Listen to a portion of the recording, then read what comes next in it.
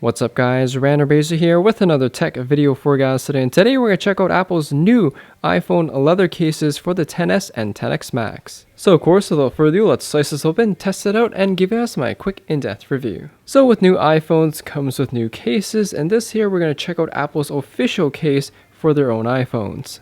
These particular cases are obviously in my favorite color for a case, and that is a traditional black for leather. And in comparison to last year's cases for the iPhone X, these are basically the same thing for the iPhone XS, and of course a larger model here for the Max model. Anyways, we're going to check both these cases out in one video. The first one that I have here is the iPhone XS Max leather folio, which was my favorite one from Apple last year. You can see here it comes in your traditional Apple packaging, nothing too spectacular about that. Very easy to open, you just slide it out like so. First thing and pretty much only thing that we get with these cases is of course the actual case itself. Nice thing about Apple's own cases is that they're the only case that can legally have the Apple logo imprinted on it. The leather itself is identical to last year's model. There's no make or anything like that. It just says natural leather on the box. But it does look and feel like a very high quality leather, soft to the touch, has a nice leather smell to it. And one of the nice things about leather is that they do develop that patina effect over wear and tear. You can see on the inside here, there's a small diagram that shows where to put your cards, and you do want to place them in this spot here, as this flap does have a built-in magnet that is used to unlock your phone. So you want to use this card slot here to prevent any damage to the actual magnetic strip, because the magnet in this flap can damage your cards if placed improperly. You can see on the inside part of this case here, you do have a very nice microfiber lined material to protect the back of your phone. You have the iPhone logo engraved on the back, says natural leather on the bottom here. And just like last year's model, there's two card slots, one a larger one for like bills and such, and a smaller one for your cards. Now, even though the XS Max hasn't been released yet at the time of this video, today's the 19th, it won't get released until the 21st, I do have a replica of the iPhone XS Max, which we can demonstrate with this case. It's a pretty good mock-up. It has actual front and back glass, as well as functional buttons to test out the tactile feedback on the case. Now with a snap-on case like this, I usually like to go button side first, since that's the hardest to push in. And it basically just pops into place. Alright, so here's what the case looks like with the iPhone in it. Pretty much identical to last year's model.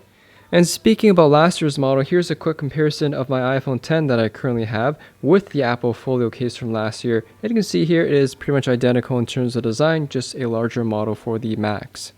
Now, one thing I don't get to show you guys normally in a review video is how well a case lasts over time and of course wear and tear. And you can see here the leather has held up pretty well for almost a year's worth of usage. There's no tears or anything like that. Keep in mind, I do like to take care of my phones and my cases as well.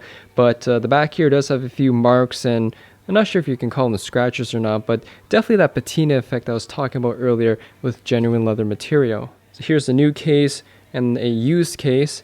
Here's a quick look at the back here. So for something that's leather and something from Apple, especially with the amount of money that these cases cost, definitely has held up pretty well. One thing I can show you guys about the Folio flap here is that it does have that automatic unlock feature. Now, it doesn't actually unlock your phone. You have to do that with the Face ID or a passcode. Unless you turn all that off, then it could unlock the phone without those security features. In short, I do like this feature because that means if you ever want to check the time or something, you don't have to press a button, you just open the flap, which automatically turns on the screen. Anyways, to take a quick overview of this case, you can see the Folio flap here does have all the stitching around the edges, as well as the back part of this case. Now you can see here the entire flap here goes all the way around the side and into the back, so it kind of gives it a solid one-piece style look rather than something that's separate. Moving on to the interior, we do have two card slots, as I mentioned earlier, one for bills or larger items and cards, and of course a smaller spot here for gift cards, credit cards, debit cards, and everything in between. Take a closer look at the case portion here. The entire bottom part is all exposed.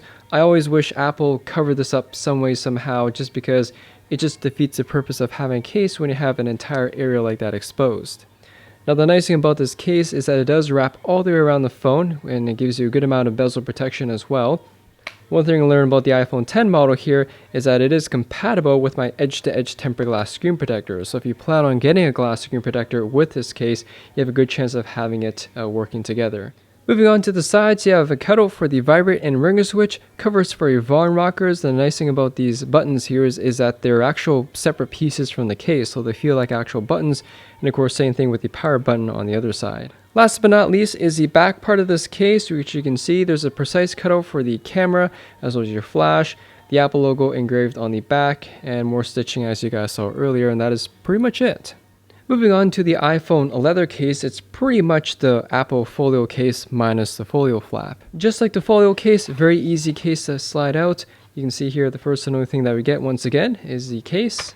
On the back of the box here shows you how to install the case from top to bottom. I still prefer my way of sliding it in from the left side to the right side. So here is a closer look at the case. Again, pretty much identical to that one there, except you don't have the Folio flap. You still have the microfiber lined interior with the iPhone logo engraved on the inside, and of course the same top grain leather that Apple uses on the Folio case as well as on the leather case.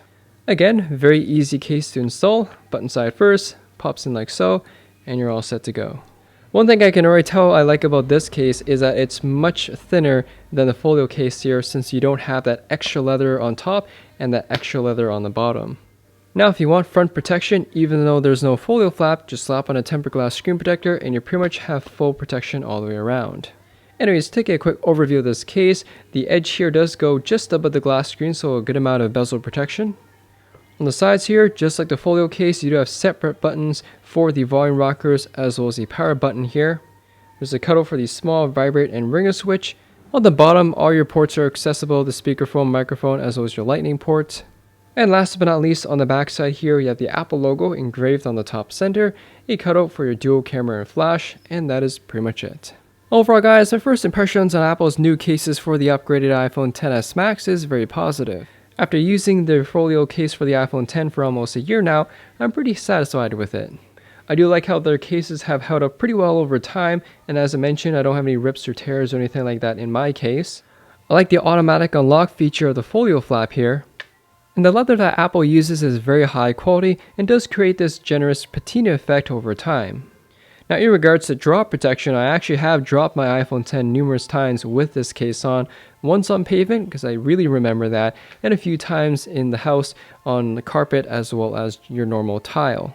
Amazingly, the case didn't fall apart or rip or anything like that, probably left a few marks on the corners here, but overall has held up, and you can see here my iPhone X is still functional.